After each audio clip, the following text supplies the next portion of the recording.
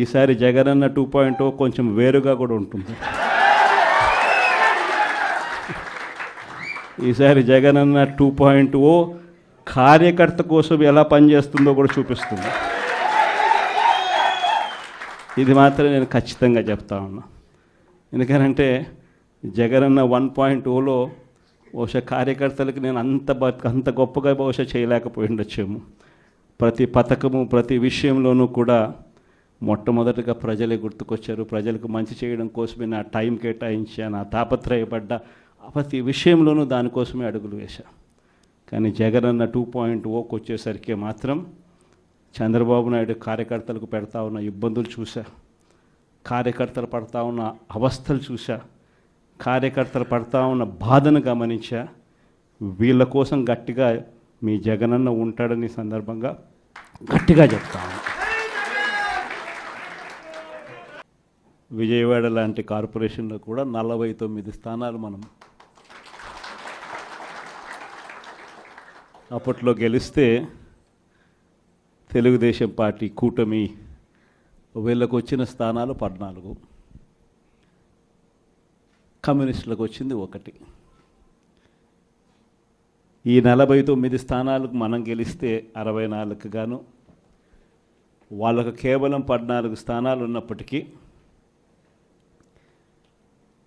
ఎన్నికలు అయిపోయిన తర్వాత రోజు నుంచి రకరకాల భయాలు, రకరకాల ప్రలోభాలు అదే పనిగా పెడుతూ ఒక 11 మందిని మాత్రం భయపెట్టో ప్రలోభాలు పెట్టో తీసుకోవడం జరిగింది. అయినప్పటికీ 38 మంది నిఠారుగా నిలబడ్డారు అని చెప్పడానికి గర్వపడతాను.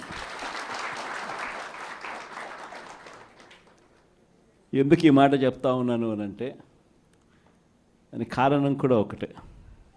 ఇన్ఫ్యాక్ట్ ఏ కార్పొరేషన్ చూసుకున్నా, ఏ మున్సిపాలిటీ చూసుకున్నా, రాష్ట్రంలో ఉన్న ఏ జెడ్పీటీసీ పరిధిలో ఉన్న ఏ మండలం తీసుకున్నా, అటు ఎంపీపీలైనా కానీ, అటు జెడ్పీటీసీలైనా కానీ, సర్పంచ్లైనా కూడా, ఏది తీసుకున్నా కూడా ఎన్నికలు అయిపోయిన తర్వాత 3 సంవత్సరాల తర్వాత లోకల్ బాడీ ఎన్నికలు జరిగితే అటువంటి ఎన్నికల్లో ఈ రకమైన రిజల్ట్స్తో రాష్ట్రమంతా క్లీన్ స్వీప్ చేసిన పరిస్థితి వైఎస్ఆర్సీపీ ప్రభుత్వం, మన ప్రభుత్వం.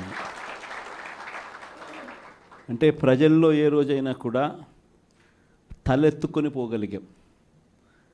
ప్రజలకు ఎన్నికల మేనిఫెస్టో అని చెప్పి ఏదైతే ఎన్నికల వేళ మనం ఏదైతే ఇచ్చామో, చూపించామో, ఏదైతే చూపించి మనం ఓట్లు అడిగామో, ఆ ఎన్నికల మేనిఫెస్టోలో 99% హామీలను నెరవేర్చి ప్రతి నెల ఏ పథకం అమలు చేస్తూ ఉన్నామో బడ్జెట్ ప్రవేశపెట్టే రోజే సంక్షేమానికి సంబంధించిన క్యాలెండర్ కూడా రిలీజ్ చేస్తూ, ఇదిగో ఈ నెల ఈ పథకం, ఇదిగో ఈ నెల ఈ పథకం, ఇదిగో ఈ నెల ఈ పథకం అంటూ క్రమం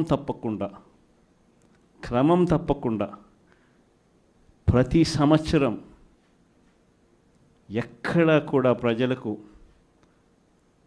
నష్టం జరగకుండా, ఇబ్బందులు పడకుండా